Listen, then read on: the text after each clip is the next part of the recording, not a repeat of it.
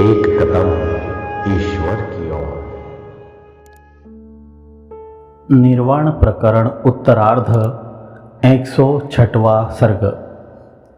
विविध लक्षणों से पुनः चिदाकाश का प्रदर्शन सा किया जाता है और चिदाकाश ही जगत है, इसका विस्तार से वर्णन। विस्तार से वर्णित जगत की स्वप्न तुल्यता से जिस प्रकार का चिदाकाश मात्र तत्व ज्ञातव्य है, उसके स्वरूप का पहले एक बार नहीं सैकड़ों बार वर्णन हो चुका है। तथापि शायद किन्हीं मंदमतियों की समझ में न आया हो, इस तरह की संभावना कर उसके ऊपर दयावश पुनः उसी का स्वरूप लक्षण और तटस्थ लक्षणों से खूब भली भांति उपादन सुनने के लिए श्री रामचंद्र जी पूछते हैं। श्री रामचंद्र जी ने कहा, हे ब्रह्मन, जिसे आप पर ब्रह्म चिदाकाश कहते हैं, उसका क्या स्वरूप है? कृपया और कहिए। यद्यपि आप पहले भी उसका लक्षण कह आए हैं, फिर भी आपके मुखारविंद से इस अमृत के तुल्य मधुर विषय को सुन रहे मुझे तृप्ति नहीं हो रही है। पूर्व प्रस्तुत श्री रामचंद्र जी के प्रश्न का उत्तर देने के लिए श्री वशिष्ठ जी जागृत स्वप्न की तुल्यता का रामचंद्र जी के प्रश्नोत्तर की पूर्व पीठिका के रूप से अनुवाद करते हैं। श्री वशिष्ठ जी ने कहा, जैसे समान रूपरेखा वाले दो यमज अर्थात जुड़वे भाइयों के व्यवहार के लिए दो पृथक नाम रखे जाते हैं, वैसे ही अखंड चिद्रूपी शिलामय अर्थात अखंड चिद्रूपी शिला में प्रतिबिंबित प्राय समान रूपरेखा वाले जागृत स्वप्न रूप दोनों प्रपंचों के दो नाम रखे जाते हैं। दो जलों की तरह वस्तुतः इन दोनों में अर्थात जागृत और स्वप्न में भेद नहीं है। ये दोनों निर्मल चिन्मात्र आकाश रूप एक ही है। उक्त चिदाकाश के पूर्वोक्त लक्षण का स्मरण कराते हुए प्रथम कहते हैं, एक देश से दूसरे देश में पलक भर में गई हुई संवित का मध्य में जो निर्विषय रूप है, वही चिदाकाश कहा जाता है। जड़ों से पृथ्वी का रस खींचते हुए वृक्ष का जैसा ह्रास वृद्धि शून्य आह्लाद भाव प्रसिद्ध है, वैसा ही चिदाकाश कहा जाता है। जिसकी सकल कामनाएं निवृत्त हो चुकी हो, चित्त शांत हो चुका हो, उस पुरुष का जैसे सकल विषमता शून्य सहज सुख स्वरूपानुभव है, अर्थात कारण की निर्विक्षेप दशा में मैं सुखपूर्ण हूँ, ऐसा सबको अनुभव होता है, वैसा ही चिदाकाश है। निद्रा आने के पूर्व और जागरण के अंत में अर्थात नींद न आई हो, तुरंत आने ही वाली हो, जागृत में मन को भटकाने वाले विषयों का नाश हो गया हो, यानी जागृत के अंत में स्वस्थ पुरुष का जो भाव है वह चिदाकाश कहलाता है। वर्षा ऋतु या शरद ऋतु में वृद्धि को प्राप्त हो रहे पेड़ पौधे और झाड़ियों का जो ममताहीन आनंद भाव है, वह चिदाकाश कहा जाता है। बाह्य विषय और अभ्यंतर विषयों के भोग से रहित जीवित पुरुष का शरद ऋतु के आकाश के समान स्वच्छ जो भाव है, वही चिदाकाश है। ब्रह्मा ने काठ पत्थर और पर्वतों की जो निश्चेष्ट स्थिति का निर्माण किया है, वही यदि चेतन जीवों की सत्तात्म स्थिति रूप हो तो वह चिदाकाश कहा जाता है। जिससे सुषुप्ति के साक्षी स्वप्न और जागृत के दृष्टा दर्शन और दृश्य रूप त्रिपुटी का उदय होता है और जिसमें अस्त होता है, उसे आप निर्विकार चिदाकाश जानिए। विविध प्रकार के सभी पदार्थ ज्ञान जिससे ही उदित होते हैं और जिसमें ही आलोचन विमर्श अध्यवसाय हेय और उपादेय रूप से उत्तरोत्तर परिणत होते हैं, वह चिदाकाश कहा जाता है।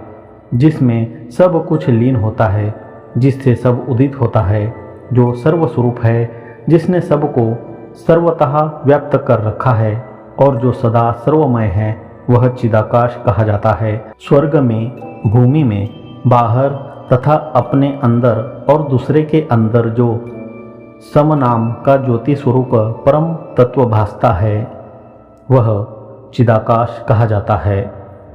जिस नित्य असीम विराट में मजबूत तारों में माला की तरह मूर्त और अमूर्त यह सारा जगत स्थित है और जिससे उदित हुआ है वह चिदाकाश है, जिससे सृष्टि और प्रलय रूप सब विकार उत्पन्न होते हैं, जिसमें लीन हो जाते हैं और जो सबका उपादान कारण है वह चिदाकाश है। अर्थात इससे यतो वा इमानि भूतानि जायन्ते इस श्रुति से उक्त तटस्थ लक्षण दिखलाया। सुषुप्ति और प्रलय रूप निद्रा के निवृत्त होने पर जिस प्रत्यगात्मा से विक्षेप शक्तिवश जागृत स्वप्न रूप और आकाशादि स्वरूप विश्व का आविर्भाव होता है और विक्षेप शक्ति के शांत होने पर पूर्वोक्त विश्व विलीन हो जाता है, वह चिदाकाश कहलाता है। जिसके उन्मेष और निमेष से अर्थात पलक उठाने और गिराने से जगत सत्ता के प्रलय और उदय होते हैं, स्वानुभव रूप जो अपने हृदय में स्थित है उसे आप चिदाकाश जानिए। यह नहीं है इस प्रकार सब तरह से भली भांति निर्णय कर जो कुछ नहीं है सदा सर्वरूप वह चिदाकाश कहलाता है। इस प्रकार सर्व निषेध का अवधि सर्वात्म रूप उसका लक्षण बतलाया है। आधे पलक में अर्थात झटपट दूर से एक देश से दूसरे देश की प्राप्ति में मध्य में जो संवित का रूप है वह चिन्मात्र रूप कहा गया है। अर्धोन्मेष इसलिए कहा कि विलंब होने पर वृत्ति का विच्छेद होने या अन्य विषय का संपर्क होने से शुद्ध चिदाकाश नहीं पहचाना जा सकता। उपक्रम में उक्त का पुनः कथन उपसंहार जतलाने के लिए है। चिदाकाश के लक्षणों के निरूपण कर उसकी अद्वितीयता की सिद्धि के लिए विश्व की तन्मयता दर्शाते हैं। बाह्य विषय भोगों और आभ्यंतर विषय भोगों से युक्त तथा इस प्रकार का यथाभूत तथा यथास्थित यह सारा का सारा विश्व चिन्मय ही है। ऐसी परिस्थिति में प्रलय अवस्था से सृष्टि अवस्था की भेद प्रतीति कैसे हो गई इस आशंका पर कहते हैं। निर्मल आकार वाला अनन्य रूप अर्थात एक रूप होता हुआ भी यह चिदाकाश थोड़े से विकास से अन्य सा अर्थात भिन्न सा हो जाता है। उक्त अन्यता भ्रांति वासनावश होती है। जिसे वासना नहीं है उसे उक्त भ्रम नहीं होता, ऐसा कहते हैं। हे श्री रामचंद्र जी, इंद्रियों से पदार्थों का अनुभव करते हुए ही आप वासना शून्य अंतकरण होकर निरतिशय आनंद रूप चिदात्मा के ज्ञान से युक्त हो सुषुप्ति की तरह स्थित होइए।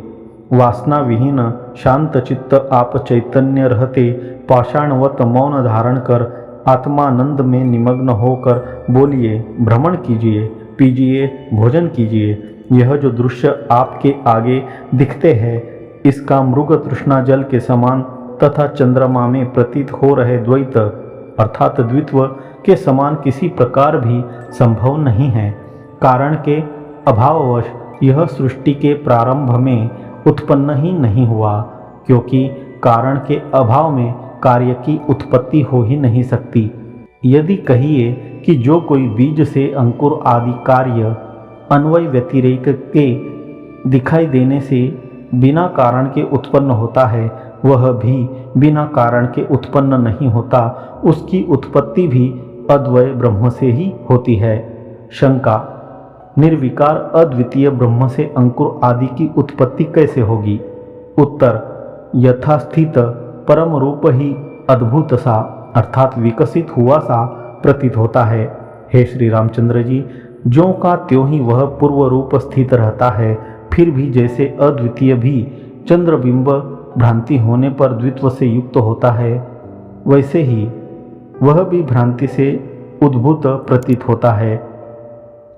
अद्वितीय ब्रह्म ही वह है तो उसमें अन्यथा ज्ञान कैसे होता है, ऐसी आशंका होने पर कहते हैं अद्वितीय ब्रह्म में यह जगत है। इस तरह का जो दृढ़ प्रत्यय होता है वह अनादिकाल से प्राप्त होता अज्ञान से हुआ स्वप्न स्त्री समागम के तुल्य है। इसलिए न तो दृश्य उत्पन्न हुआ है, न इस समय है और न आगे होगा, तथा न नष्ट होता है, जो है ही नहीं उसका नाश क्या होगा। विश्व अर्थात जगत परम शांत चिदाकाश ही है। चिदाकाश ही विश्व के आकार से स्थित है। वह परिणामवश जगत के आकार से परिणत नहीं हुआ, किंतु अपने स्वरूप से च्युत हुए बिना स्वस्थ सौम्य वह जगत सा उदित हुआ है। यदि कोई प्रश्न करे कि परिणाम से वह जगत रूप क्यों नहीं होता, तो इस पर उसकी अर्थात दृश्य की ब्रह्म समान सत्ता का अभाव होने के कारण उसका अर्थात दृष्टा का जगत रूप परिणाम नहीं होता, ऐसा कहते हैं। जो यह दृश्य है वह कभी पहले सत्य नहीं देखा गया है। पदार्थों के अभाव से दृष्टा भी नहीं देखा गया, अतः दृष्टता भी नहीं है। यदि दृष्टा और दृश्य अत्यंत असत है तो उनकी प्रतीति कैसे होती है। अत्यंत असत का तो कहीं भान नहीं दिखाई देता, यो श्री रामचंद्र जी शंका करते हैं। हे ब्रह्मन, यदि दृष्टा और दृश्य असत है तो कृपया कहिए कि यह दृष्टा और दृश्य का अवभास क्यों और कैसे होता है।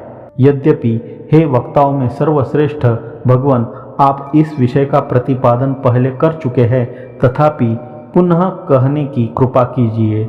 श्री रामचंद्र जी की शंका में प्रथम श्लोक द्वारा असत के भान का संभव स्वीकार कर द्वितीय श्लोक द्वारा सत परमात्मा का ही माया वश वैसा भान होता है, यह उत्तर देते हैं।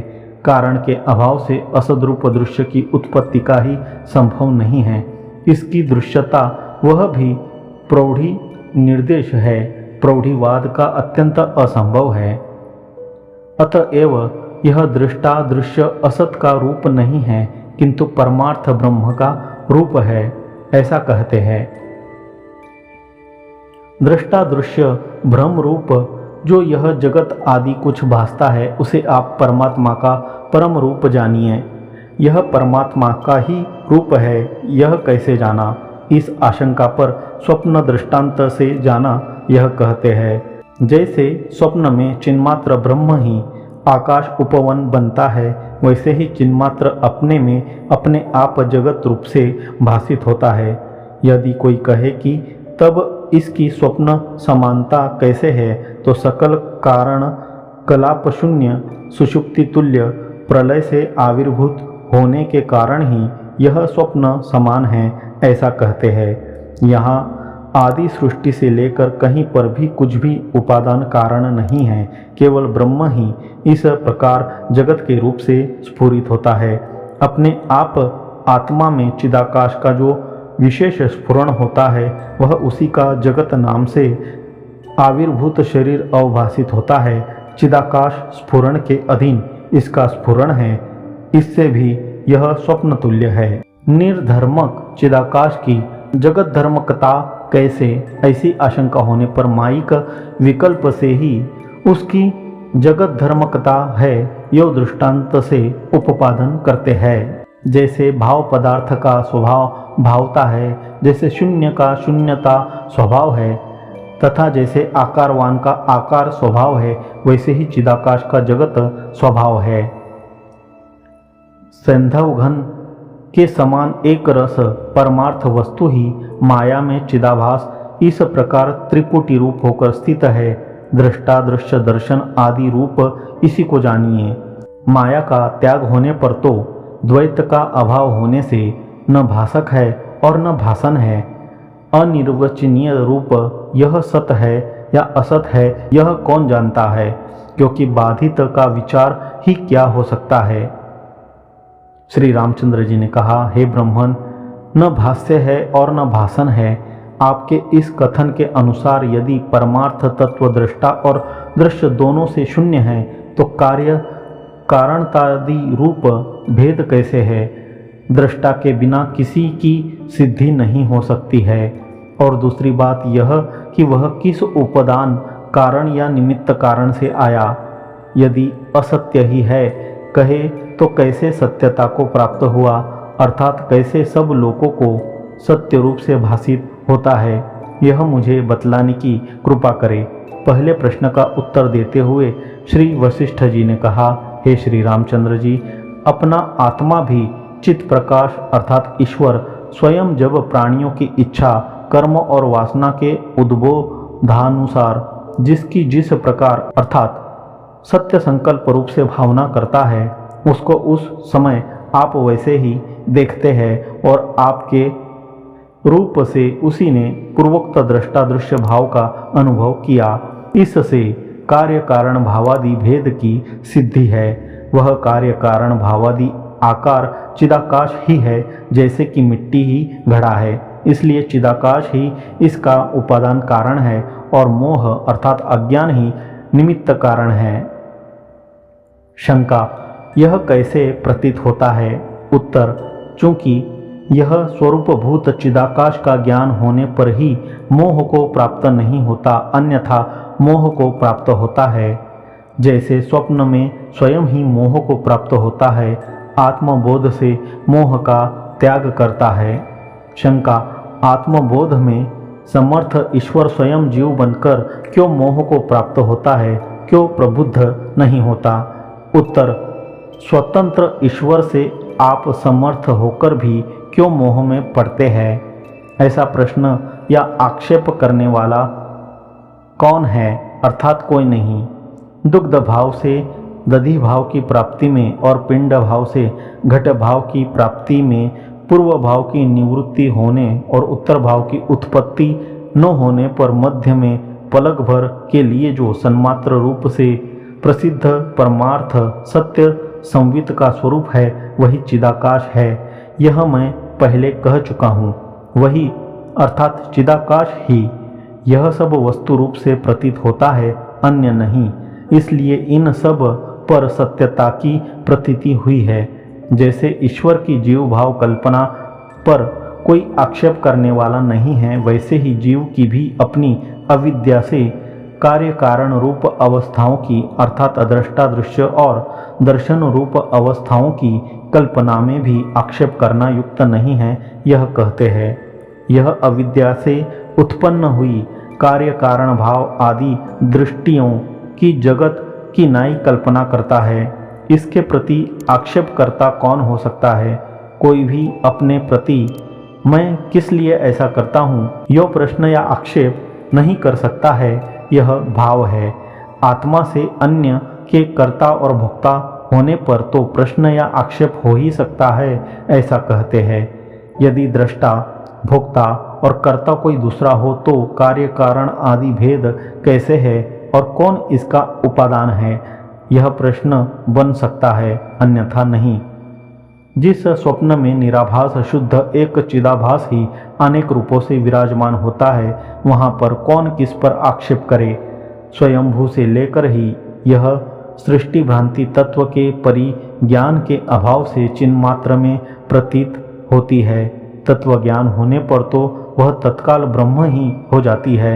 यह सृष्टि भ्रांति ही तत्वतः परिज्ञात न होकर शास्त्रों में माया के नाम से पुकारी जाती है, लोक में जगत नाम से कही जाती है, अज्ञानियों द्वारा अविद्या कही जाती है और तत्वज्ञानियों द्वारा दृश्य नाम से वर्णित है। जैसे अविद्यमान पिशाच भी बालक को अपनी कल्पनावश विद्यमान सा प्रतीत होता है, वैसे ही चिदाकाश प्रकाश को अपना चित स्वभाव जो पृथक सत न होता हुआ भी सत सा जगत पिशाच के रूप में ज्ञात हुआ है।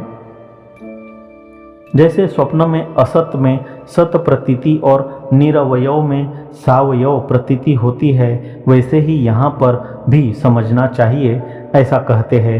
यद्यपि जगत्ता असत्य है, तथापि चिदाकाश को अपने स्वरूप में ही उसका अनुभव होता है।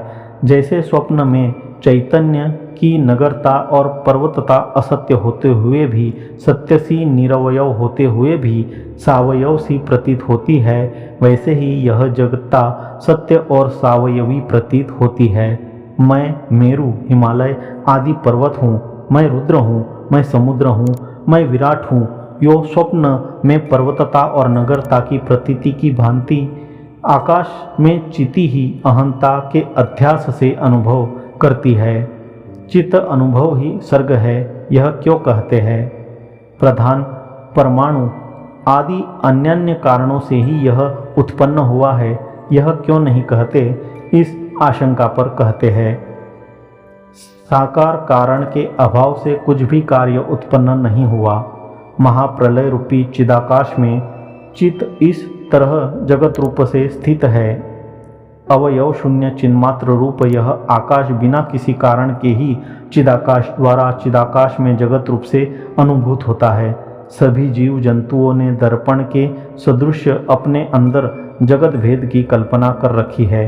विचार न करने से अर्थात स्वरूप ज्ञान सामर्थ्य से शून्य होने के कारण जड़ होकर वे जीर्ण हो गए हैं, किंतु विचार कर रहे पुरुष श्रेष्ठ का तो परम पुरुषार्थ प्रत्यगात्म रूप से अपने अंदर होने के कारण समीपगत ही है। तत्त नाम रूप स्वरूप का त्याग कर परिशिष्ट चिन्मात्र आकाश ही है। यों जगत को चिन्मात्र जानकर चिदेक घन को पत्थर के समान अचल होना चाहिए। इससे अतिरिक्त मायिक देहावस्था उत्तम नहीं है। चित्त कैसे जगत के रूप से स्थित है, इस प्रश्न पर कहते हैं, जैसे जल अपने शरीर को परिचालित करता हुआ आवर्त अर्थात जलभ्रमी तरंग आदि के रूप से जगत में द्रव होकर स्थित होता है, वैसे ही चित्त चेतती यो व्यापार रूप चित्तता की अपने में कल्पना कर जगत रूप से स्थित है। जब अल्प शक्ति वाले कल्पद्रुम आदि भी संकल्पित वस्तुओं की कल्पना करने की शक्ति रखते हैं, तब सर्वशक्तिमान परमात्मा में उक्त शक्ति है, इसमें कहना ही क्या है। इस आशय से कहते हैं, जैसे कल्प वृक्ष अभिष्ट फल देता है, जैसे चिंतामणि मन चाही वस्तु देती है, वैसे ही चिति भी जिस वस्तु की मन में भावना की जाए उसकी तत्क्षण पूर्ति कर देती है। आकाशात्मक चिति चिंतामणि और कल्प वृक्ष के समान शीघ्र ही अपने से अपने अभिष्ट अर्थात वांछित का संपादन करती है। पलक भर में एक स्थान से दूसरे स्थान में प्राप्ति होने पर मध्य में जो चिति का अशेष विशेष शून्य स्वरूप है, तन्मय ही यह विश्व है। इसमें द्वैत और ऐक्य भ्रम कैसे हो सकता है। इस तरह अनंत भास्वर चित प्रभा ही जगत के वेश से स्पष्टतया स्फुरित होती है। जैसे आकाश में शून्यता नीलता के सदृश स्फुरित होती है, वैसे ही अवयव रहित भी वह दृश्यता है। सृष्टि के प्रारंभ में चित्त से विसदृश अर्थात विलक्षण यानी जड़ कार्य का उद्भव नहीं हो सकता है, कारण कि विसदृशता में निमित्तभूत सहकारी कारणों का अभाव है, अर्थात सुसदृश भी कार्य नहीं हो सकता है, क्योंकि भेदक कोई नहीं है।